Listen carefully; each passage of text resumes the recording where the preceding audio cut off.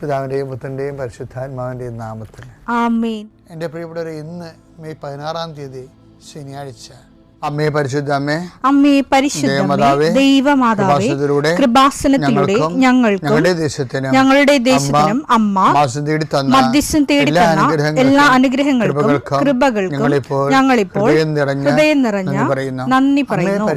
അമ്മേ പരിശുദ്ധമേ, ദൈവമാതാവേ, 2004 ഡിസംബർ 7-ാം തീയതി ഉച്ചകഴിഞ്ഞ് 2:30 കൃപാസനത്തിൽ സംഭവിച്ച അമ്മയുടെ പ്രത്യക്ഷപ്പെടലിനെ കുറിച്ച് തിരുസഭയ്ക്ക് സമർപ്പിച്ചിരിക്കുന്ന പഠനരേഖകളുടെ മേൽ സഭാത്മകമായ പഠനം ആരംഭിക്കുവാൻ ഞങ്ങൾ പ്രാർത്ഥിക്കുന്നു.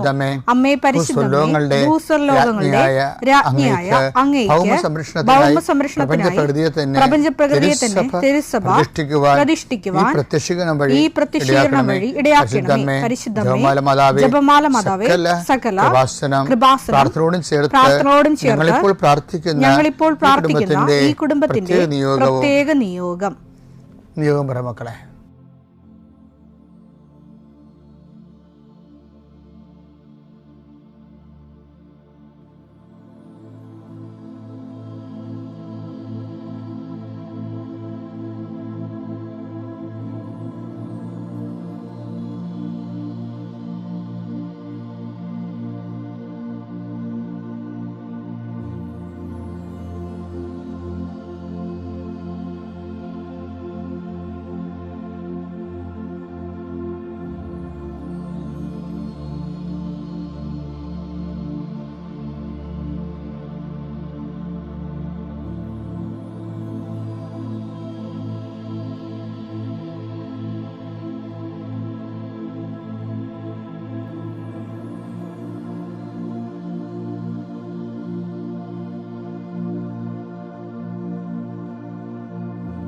അമ്മയുടെ പ്രത്യക്ഷീകരണത്തിന്റെ ഈ അനുഗ്രഹവേളയിൽ ഞങ്ങൾക്ക് സാധിച്ചു തരുവാൻ കനിയണമേ. ആമേൻ. വിശ്വാസ പ്രമാണം. സർവശക്തനായ പിതാവും ആകാശത്തിന്റെയും ഭൂമിയുടെയും സൃഷ്ടാവുമായ ദൈവത്തിൽ ഞാൻ വിശ്വസിക്കുന്നു. അവിടുത്തെ ഏകപുത്രനും ഞങ്ങളുടെ കർത്താവുമായ ഈശോ മിശിഹായിലും ഞാൻ വിശ്വസിക്കുന്നു. ഈ പുത്രൻ പരിശുദ്ധാത്മാവിനാൽ ഗർഭസ്ഥനായി കന്യകാമറിയത്തിൽ നിന്ന് പിറന്ന് പൊന്തിയോസ് പീലാത്തോസിന്റെ കാലത്ത് പീഡകൾ സഹിച്ച് കുരിശിൽ തറയ്ക്കപ്പെട്ട് മരിച്ച് അടക്കപ്പെട്ട് പാതാളങ്ങളിൽ ഇറങ്ങി മരിച്ചവരുടെ ഇടയിൽ നിന്ന് 3-ാം നാൾ ഉയർത്ത് സ്വർഗത്തിലേക്ക് എഴുന്നള്ളി സർവശക്തിയുള്ള പിതാവായ ദൈവത്തിന്റെ വലതുഭാഗത്തിരിക്കുന്നു. അവിടെ നിന്ന് ജീവിക്കുന്നവരെയും മരിച്ചവരെയും വിധിക്കുവാൻ വരുമെന്നും ഞാൻ വിശ്വസിക്കുന്നു. പരിശുദ്ധാത്മാവിലും ഞാൻ വിശ്വസിക്കുന്നു. വിശുദ്ധ കത്തോലിക്കാ സഭയിലും പുണ്യവാന്മാരുടെ ഐക്യത്തിലും പാപങ്ങളുടെ മോചനത്തിലും ശരീരത്തിന്റെ ഉയർപ്പിലും നിത്യമായ ജീവിതത്തിലും ഞാൻ വിശ്വസിക്കുന്നു. ആമേൻ. സ്വർഗ്ഗസ്ഥനായ ഞങ്ങളുടെ പിതാവേ, അങ്ങയുടെ നാമം പൂജിതമാകണമേ. അങ്ങയുടെ രാജ്യം വരണമേ. അങ്ങയുടെ തിരുമനസ് സ്വർഗത്തിലെ പോലെ ഭൂമിയിലും ആകണമേ. അന്നു വേണ്ടുന്ന ആഹാരം ഇന്ന് ഞങ്ങൾക്ക് തരണമേ. ഞങ്ങളോട് തെറ്റ് ചെയ്യുന്നവരോട് ഞങ്ങൾ ക്ഷമിക്കുന്നത് പോലെ ഞങ്ങളുടെ തെറ്റുകൾ ഞങ്ങളോടും ക്ഷമിക്കണമേ. ഞങ്ങളെ പ്രലോഭനത്തിൽ ഉൾപ്പെടുത്തരുതേ, തിന്മയിൽ ഞങ്ങൾ രക്ഷിക്കണമേ. ആമേൻ. നന്മ നിറഞ്ഞ മറിയമേ, സ്വസ്തി. കർത്താവ് അങ്ങയുടെ കൂടെ സ്ത്രീകളിൽ അങ്ങ് അനുഗ്രഹിക്കപ്പെട്ടവളാകുന്നു. അങ്ങയുടെ ഉദരത്തിൻ ഫലമായി ഈശോ അനുഗ്രഹിക്കപ്പെട്ടവനാകുന്നു. പരിശുദ്ധ മറിയമേ, തമ്പുരാന്റെ അമ്മേ, പാപികളായ ഞങ്ങൾക്ക് വേണ്ടി ഇപ്പോഴും ഞങ്ങളുടെ മരണസമയത്തും തമ്പുരാനോട് അപേക്ഷിക്കണമേ. ആമേൻ. കർത്താവേ, നിന്റെ ഉന്നതമായ നാമത്തിന് സ്തോത്രം ചെയ്യുന്നു. കർത്താവേ, നിന്റെ വിശുദ്ധ പൗരോഹിത്യത്തെ മഹത്വപ്പെടുത്തണമേ. കർത്താവെ, സഭയിലുള്ള സാന്നിധ്യം പ്രകടമാക്കണമേ. 40 വർഷം ഞാൻ അർപ്പിച്ച കൃപാനയുടെ യോഗ്യതയാൽ കൃപാസന അൾത്താറെ ജീവനോടെ പ്രത്യക്ഷപ്പെട്ട പരിശുദ്ധ അമ്മയുടെ മാധ്യസ്ഥത്തിലെ ഞാൻ മക്കളെ ആശീർവദിക്കുന്നു. ഈശോയെ, എവിടെയെങ്കിലും യാത്ര ചെയ്യുന്ന മുമ്പ് ഇതൊന്ന് കൂടിയിട്ട് പോണവരുണ്ട്. ഈശോയെ, അവർ മക്കളുടെ ഇന്നത്തെ മുഴുവൻ യാത്രകൾ ഞാൻ അങ്ങേക്ക് ഏൽപ്പിക്കുന്നു. കർത്താവേ, നിത്യവൃത്തിക്ക് വകയില്ലാത്തവരുണ്ട്. എല്ലാ മേഖലകളിലും വിഷമിക്കുന്ന മക്കള്. ഇക്കാലങ്ങളിൽ ഏറ്റവും വലിയ ദുരന്തം ചെറിയവരെ തിരക്കാൻ ഉള്ള സംവിധാനങ്ങൾ പ്രവർത്തനക്ഷമമല്ല എന്നുള്ളതാണ്. ചിലര് പ്രത്യേക ഏജൻസിനെ വെച്ചുകൊണ്ട് ഇവിടെ ദരിദ്രരില്ല, രോഗികളില്ല, ഇവിടെ എല്ലാം ഒന്നാം സ്ഥാനത്തെ കുതിക്കണം എന്നുള്ള ഒരു മിഥ്യാധാരണ വരുത്തിയിട്ട് അതിൻ്റെ പിന്നിൽ ഏറ്റവും ദരിദ്രനെയും ഓരം കെട്ടി കിടക്കുന്നവനെയും അവനെ അഡ്രസ്സ് ചെയ്യാൻ പറ്റാത്തൊരവസ്ഥയിലേക്ക് കൊണ്ടുവന്ന് എത്തിക്കുന്ന ഒരു സാമൂഹ്യമായി അന്ധകാരം നാടിനെ വ്യാപിക്കുന്നുണ്ട് കർത്താവേ. അത് എല്ലായിടത്തും അതുണ്ട്, ഒരിടത്തും ഒരു സ്റ്റേറ്റിലും മാത്രമല്ല. ഈ രാജ്യത്ത് തന്നെ ഇങ്ങനെയുള്ള കുറേ ഏജൻസികൾ ഇരുന്നുകൊണ്ട് മിഥ്യാബോധങ്ങൾ സൃഷ്ടിക്കുന്നുണ്ട്. അതിൻ്റെ ഭാഗമായിട്ട് ജനങ്ങൾ അവലംബമില്ലാതെ ഉഴറുകയും തെറ്റായ തീരുമാനങ്ങൾ കാരണം ഉള്ള തൊഴിലിടങ്ങൾ വരെ അടച്ചു പൂട്ടുന്നതിൻ്റെ ഭീതിയിലിരിക്കുന്നു. എല്ലാം അടച്ചു പൂട്ടി ഇനിയിപ്പോൾ ആരോഗ്യ മേഖലയും സമരം ചെയ്ത് അടച്ചു പൂട്ടിക്കുകയാണ് തൽപര കക്ഷികൾ. ഓരോരോ കാരണങ്ങൾ പറഞ്ഞു. നാളെ ഈ രാജ്യത്ത് ഒന്നിനും മുതൽ മുടക്കാൻ ആരും ഉണ്ടാകത്തില്ല. അപ്പോഴും ഈ രാജ്യം ഒന്നാം സ്ഥാനത്താണെന്ന് പറഞ്ഞുകൊണ്ടേയിരിക്കും. ആൾക്കാരെ തെറ്റിദ്ധരിപ്പിച്ചുകൊണ്ടേയിരിക്കും.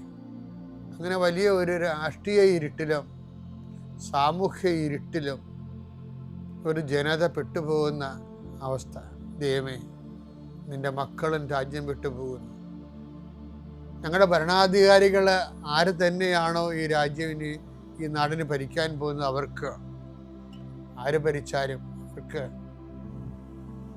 സത്യസന്ധമായ മാർഗങ്ങളെ ജനങ്ങളുടെ ശ്രേയസ്സിനും എല്ലാവരെയും സന്ധിക്കാൻ ആവശ്യമായ മാർഗം കാണിച്ചു കൊടുക്കണം പ്രാർത്ഥിക്കുന്നു. പിതാവും പുത്രനും പരിശുദ്ധാത്മാവായ സർവ്വേശ്വര എന്നേക്കും ആമേൻ.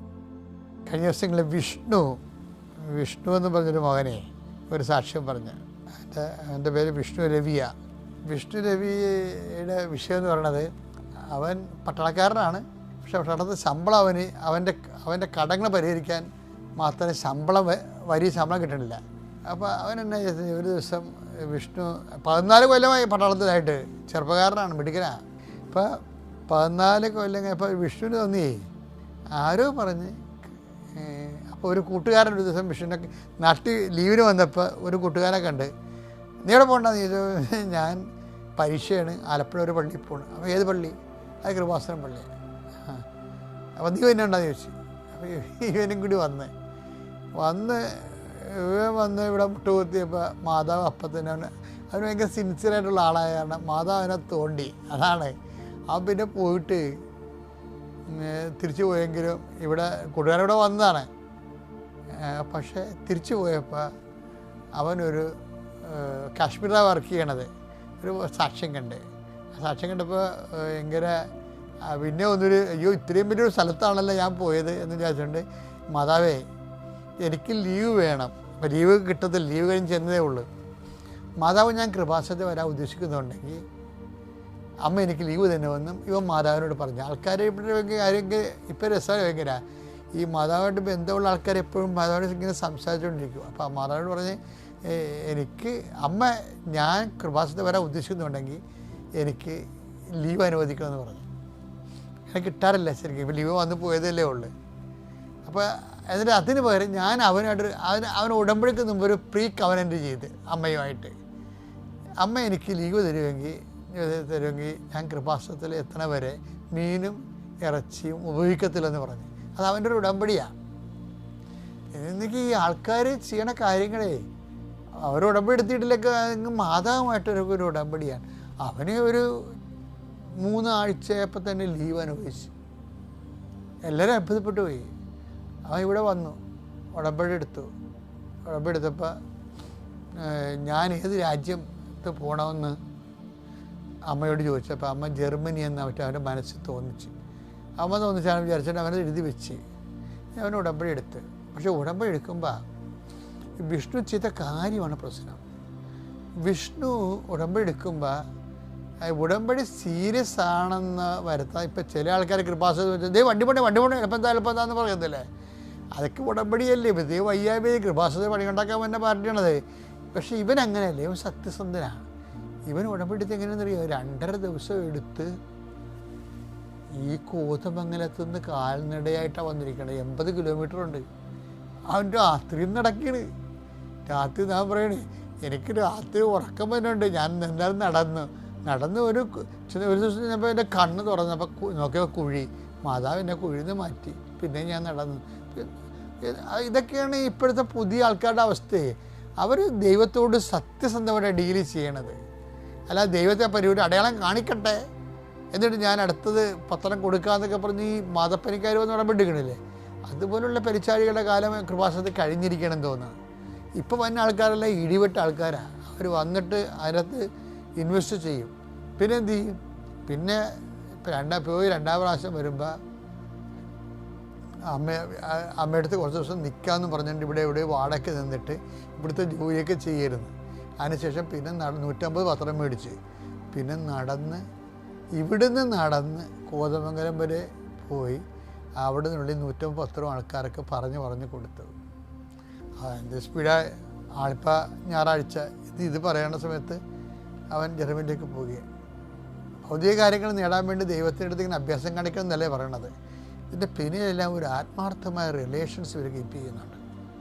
ദൈവത്തെ പരീക്ഷിക്കാൻ പറ്റുന്നവൻ കുറച്ച് വലച്ചിൽ അനുഭവിക്കുന്നവരെന്നല്ലാതെ സത്യസന്ധമായിട്ട് ദൈവത്തെ അന്വേഷിക്കുന്നവർക്ക് ദൈവം സമീപസ്ഥനാണ്. സങ്കീർത്തനം 145:18 തന്നെ വിളിച്ചപേക്ഷിക്കുന്നവർക്ക് ഹൃദയ പരമാർത്ഥത.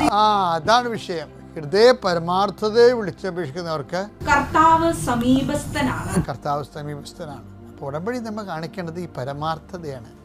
പരമാർത്ഥത പ്രവർത്തനങ്ങളിലൂടെ തെളിയിക്കണം. എന്നാൽ പിന്നെ ഒരു പ്രശ്നവും ഇല്ല. ദൈവം നിങ്ങളെ അനുഗ്രഹിക്കട്ടെ. പിതാവിൻ്റെയും പുത്രൻ്റെയും പരിശുദ്ധാത്മാവിൻ്റെയും നാമത്തിൽ.